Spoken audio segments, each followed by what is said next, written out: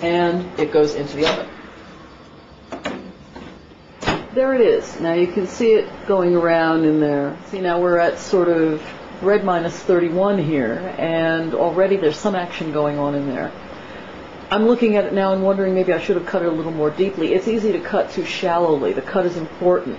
This is not just some remnant of the ancient European tradition of cutting a cross on your bread because bread was a holy thing and the staff of life. It helps the soda bread to flour out, to rise up correctly and split apart when you cut it this way. So we'll give it a couple more minutes and come back to it.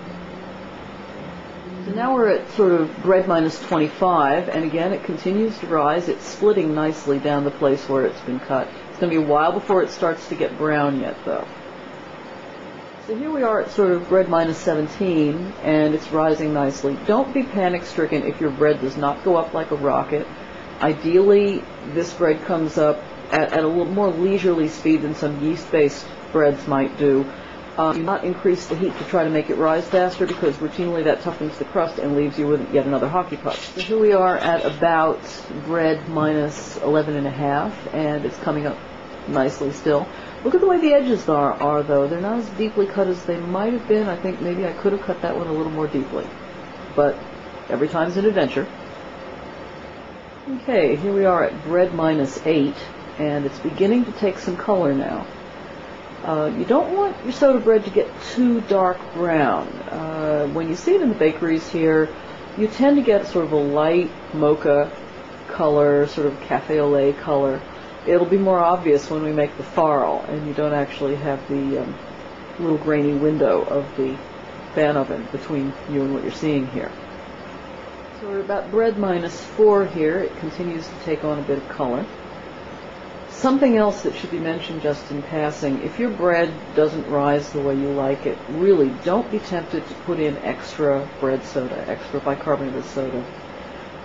It's not going to help it rise any faster, and you're going to wind up with something which has a horrible metallic taste that is going to put you right off it. Most of the time, if the bread has troubles rising, it's because the mixture was too dry and there wasn't enough liquid incorporated to let it balloon out properly. Bread's saying it was done. So let's see if it means it or not. It's a little bit light, I think. So I would be tempted to give it about another, 5 minutes, and we'll see what it does. So there it is, and it smells great.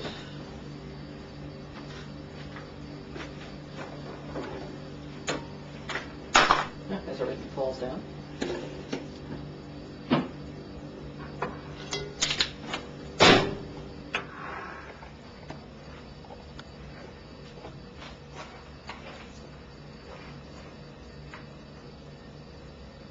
So there it is.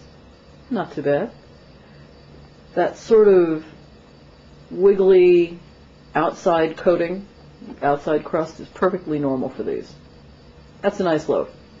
Okay, you let these, put it on a rack and let it cool for about, 15-20 minutes before you let it